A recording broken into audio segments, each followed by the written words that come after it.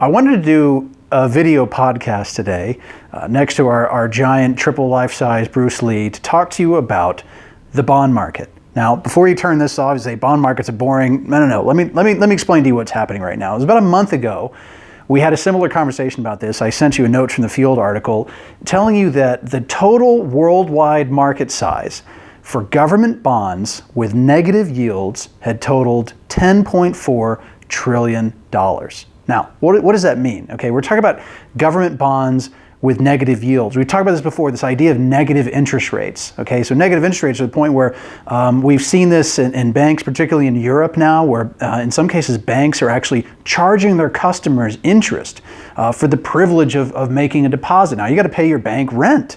It's unbelievable. Now we've seen actually the exact opposite, where there are people that are borrowing money. We've seen mortgages and loans in places like Denmark and the Netherlands now, where home buyers are able to borrow money at negative rates. They're getting paid to borrow money. This is absolutely insane. We're also seeing this in the government bond market. Of course, a government bond is basically a government that's borrowing money from investors. Government bond yields in so many places across the world, across Europe, in Japan, and so forth, we're seeing these yields are actually negative. That means that as an investor, if you buy these government bonds, you are absolutely guaranteed to lose money. Think about what that means. As an investor, you're guaranteed to lose money. That's no longer an investment. You can't even call it an investment. It's certainly not a safe haven that government bonds are supposed to be. It's just pure insanity. It doesn't make any sense. Now, we've seen this movie before. We've seen it many, many times before. Most recently, we saw it back in 2008. Leading up to the 2008 financial crisis, banks had spent years loaning money to subprime borrowers. These were borrowers who had pitiful credit, who didn't have the financial means to repay the loans. And banks just said, sure, we'll loan you money, no problem. I don't care if you don't have a job. I don't care if you don't have any income. I don't care if you don't have any collateral to put up. We'll give you a loan with no money down. You can buy a home for $1 million, and even though you don't have the financial means to repay the loan, we'll give you the money anyways.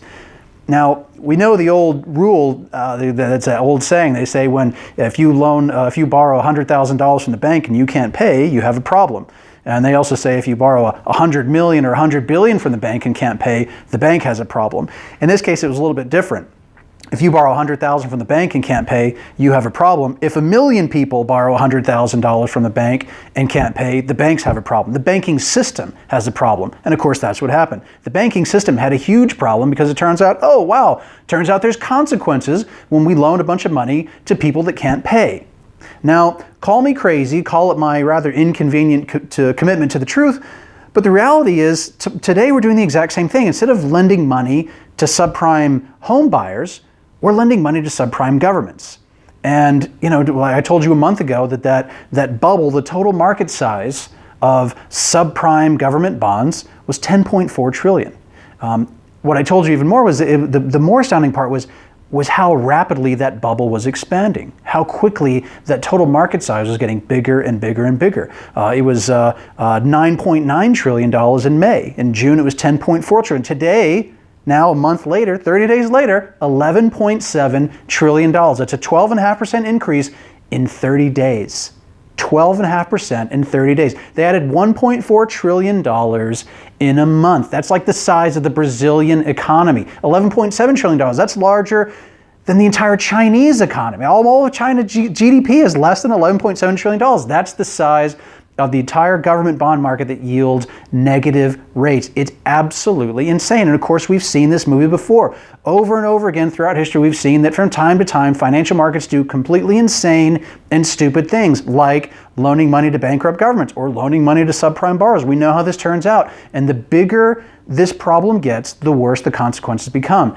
Back in 2008, the size of the bond market of that subprime home loan market was just over $1 trillion. Now we're talking about $11.7 trillion. I did the math. It's 9 times the size of the market today. So back then it was 1.3, 1.4 trillion.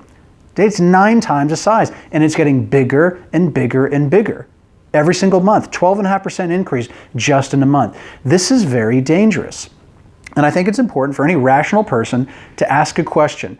Do I really think that the size of this subprime government bond market can continue to increase at this level of rapidity forever and ever and ever without any consequences whatsoever until the end of time.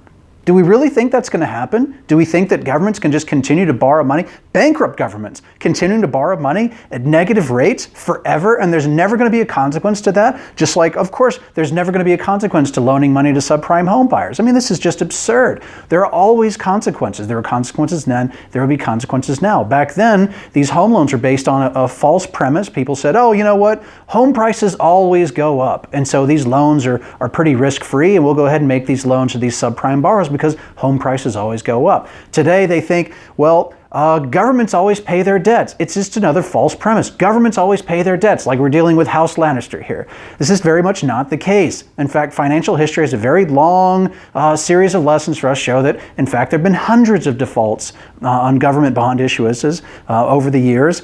And would be completely foolish to think that this time is any different. So really consider the rational data and ask yourself quite simply, do I honestly think that there's never going to be any consequences again forever and ever until the end of time with governments that are bankrupt borrowing money at negative rates? This is absolutely nuts. To do something about this is really quite simple. When you get out on the open road, you get in your vehicle, what do? You know there's a bunch of crazies out there on the road, what do? You put on your seatbelt. Pretty simple. Taking a basic, sensible step like that can really protect you in the event that maybe, just maybe, something happens. We know there's a lot of risks on the open road. So what do? You put on your seatbelt and you really eliminate a lot of that risk. So if something happens, you know you're going to be okay. In financial markets, we know there are a lot of crazies out there. We see all the risks. There's a lot of risk out there in the financial markets. We can see this massive, rapidly inflating bubble of subprime government bonds. All you have to do is put on your seatbelt. There's some pretty simple steps you can take. We talk about these all the time. You can hold physical cash. Take your money out of the banks. This is an important one to think about. Who's buying these government bonds with negative interest rates? Would you take your hard-earned savings and go out and buy a government bond yielding negative rates? Of course not. I wouldn't. You probably wouldn't either. There's no rational human being that would say, hey, that sounds like a great idea. Let me guarantee that I'll lose money. No, that's insane. No rational human being would go and do that. And yet, who's buying these things? Banks, big funds, and whose money are they using? Certainly not their own. Whose money do banks use? They're using yours. They're using your money.